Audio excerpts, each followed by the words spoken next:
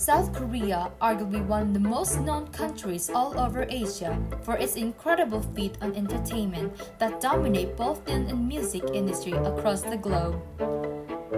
But unseen from the eyes of contemporary media lies the story of a country who plays neutrality, a fast-pacing economy, and history of divided people. This is a Cinderella story of once a poverty-stricken post-war country in the 1950s, becoming one of the developed countries in the world. 200,000 persons in Seoul Stadium hear members of the opposition Democratic Party campaign for election.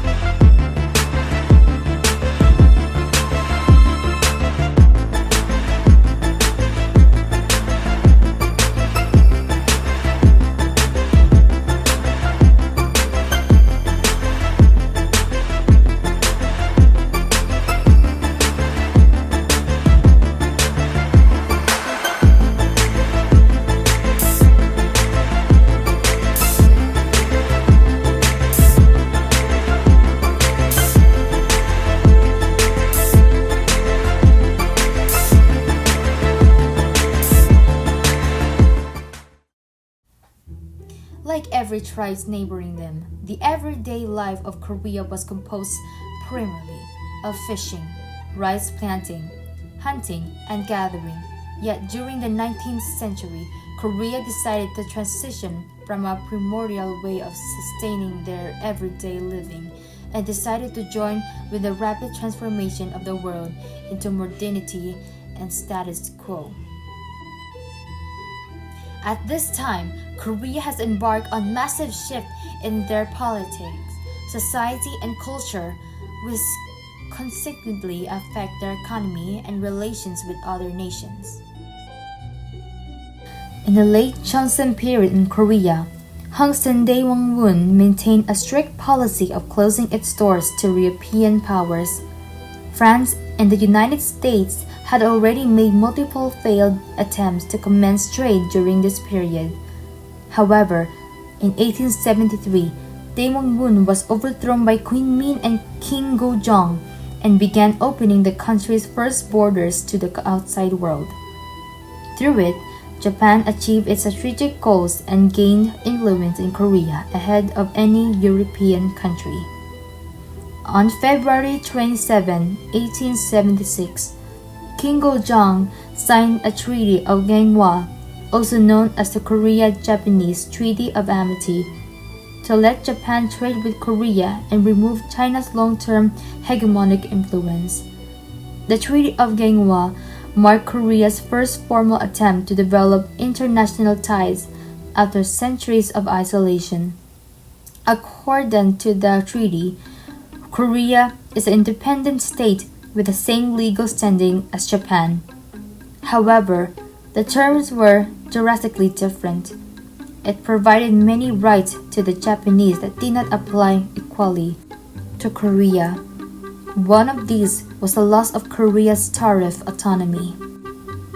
South Korea's colonial transition to modern economic prosperity began in the 18th century, when the country sought the help of Chinese and Japanese military forces to put down a nationwide peasant uprising. During the war, the Japanese battled and defeated China on Korean land. In 1876, Japan's first aspirations were to force the country of Korea to open up the trade.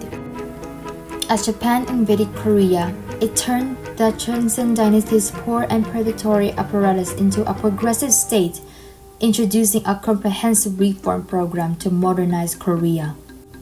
Improving infrastructure that allows goods and factor markets to be efficiently linked on a national and international scale. It's also important to note that during this period, the state introduced a tribute system on a little commercialized peasant economy, collecting taxes in the form of a wide variety of products and mobilizing labor to obtain the handicrafts and services it needed.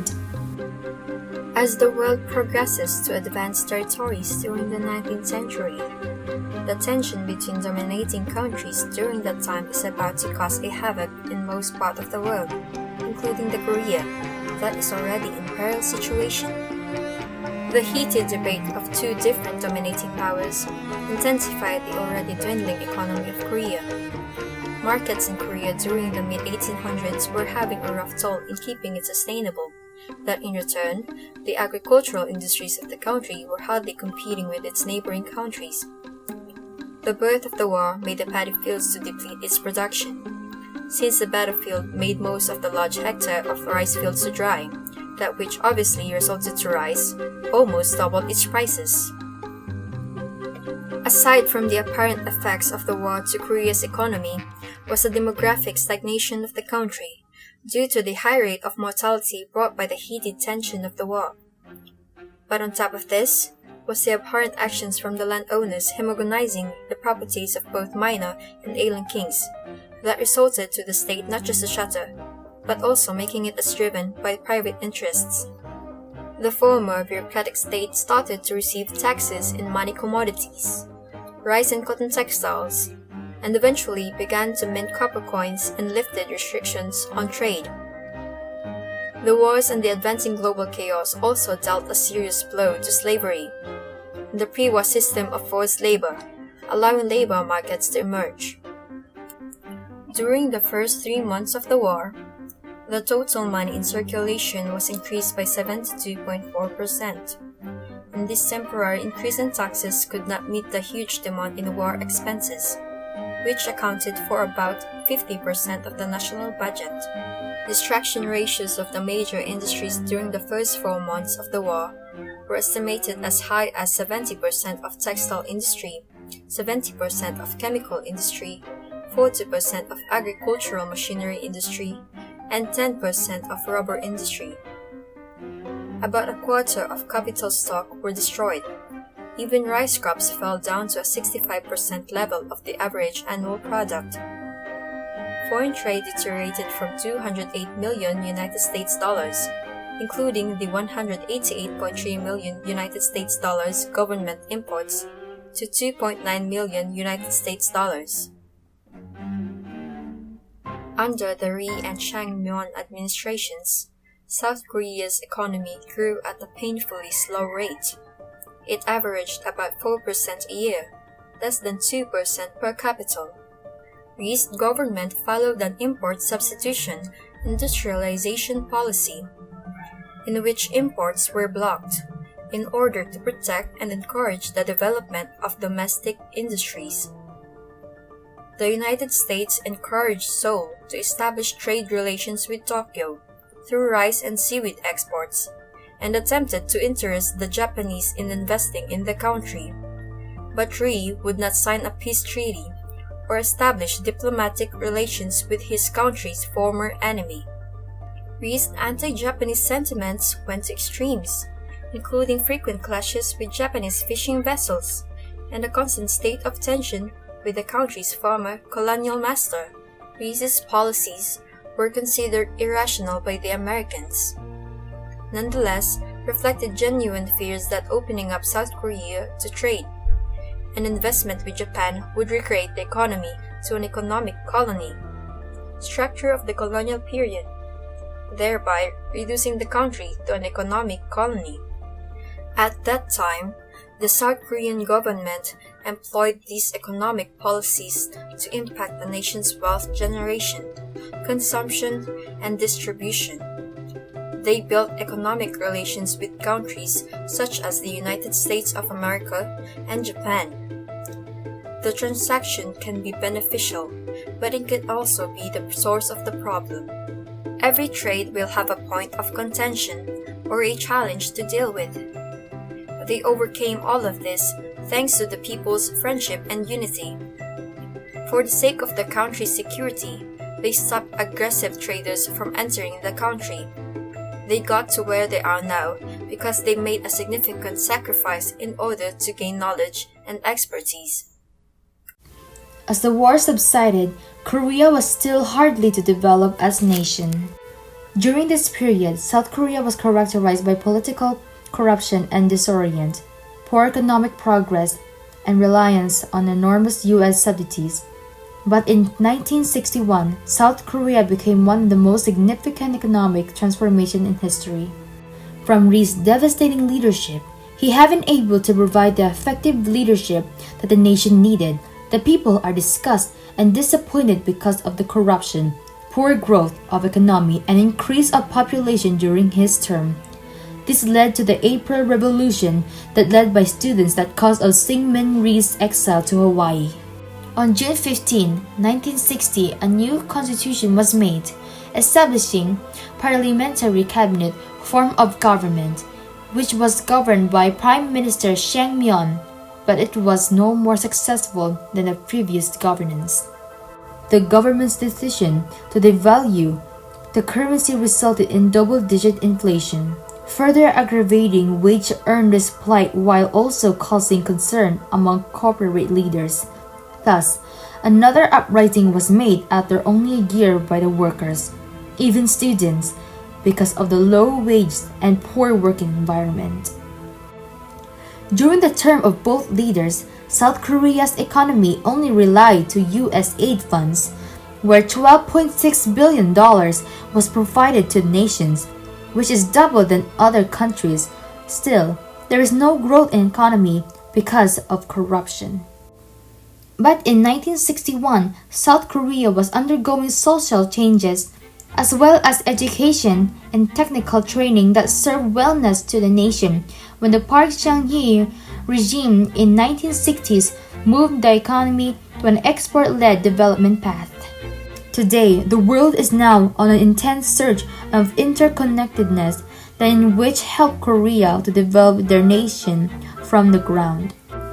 By 2010, South Korea had emerged as the world's 7th largest exporting country. From 2011 to 2014, the country's trade performance amounted to over $1 trillion for 4 consecutive years. The trade volume retreated slightly in 2015 and 2016, but rebounded to $1 trillion in 2017. South Korea's foreign currency reserves amount to $408.8 billion in 2019, and its short-term foreign debt ratio stood at 32.9% as of 2019, which sits around the middle range among G20 countries. The country's sovereign credit rating has been at a stable level up to now. The Constitution of South Korea stipulates that the rights of property of all citizens shall be guaranteed. In other words, South Korea is based on a market economy, and thus it allows individuals and businesses to freely conduct economic activities and guarantees their profits and properties. However, the Constitution does not guarantee the limitless, unfettered pursuit of capitalistic free economy. The Constitution stipulates that an unjust situation shall be rectified if the abuse of capital is found to cause damage to people. This serves as a minimal mechanism to improve issues relating to the free market economy. South Korea established an export-oriented economic structure centered on large businesses while pursuing growth in the face of insufficient capital and resources. South Korea promotes a new regional foreign policy called New Southern Policy, which aims to strengthen ties with the ASEAN and with India and South Asia, helps to offset the danger that South Korea will be entrapped in a shooting war with China, and withdrawn into military partnership with the U.S. as part of its emerging free and open Indo-Pacific strategy. The New Southern Policy, NSP, launched by Moon in 2017, has been a deliberate effort to break away from the past pattern of big power relations in East Asia, dominated historically by China, the U.S., Japan, and Russia. The first South Korean leader to visit all 10 member states of ASEAN, Moon has focused on the association precisely because of its long-standing commitment the sovereignty and independence and its rejection of the efforts by outstanding powers to impose a single dominant Indo-Pacific narrative. 64 ASEAN's inclusive and flexible Indo-Pacific outlook, first articulated in 2019, resonates with Seoul's concentration on the economic and cultural aspects of regional collaboration, themes that were at the heart of the 13th anniversary conference at the ASEAN-South Korea Dialogue Partnership in 2019.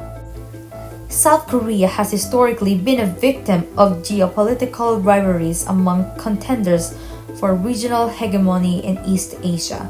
So, the South Korean government is trying to develop new economic partnerships with developing countries for the purpose of securing energy and natural resources and expanding its soft power. The nations strive to promote friendly and cooperative relations with other countries. As of June 2020, South Korea maintains diplomatic relations in 191 countries in total. Among them, the government managed 115 residence embassies, 5 permanent missions, and 46 consulate generals.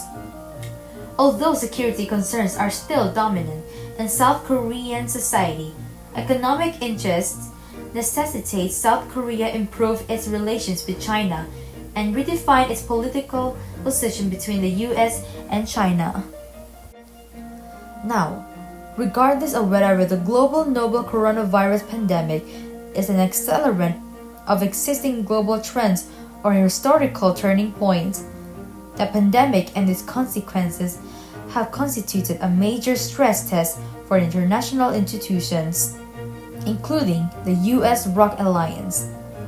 In addition of grappling with long-standing external challenges such as North Korean aggression, the alliance now faces accelerated Sino-US rivalry, funded nationalism, and exacerbated economic tensions over cost-sharing in a transport budget environment. Needless to say, Korea did their best as a nation, who strive to achieve the pedestal they are currently standing right now. Their evident great work ethics manifests the blood, sweat, and the genius minds of the people who put their lives at stake for the betterment of their nation. So next time you consume a media from Korea, just pause for a moment and ponder over the idea that in hindsight, that this country, without a doubt, has a Cinderella story who blooms into a dazzling 무궁화.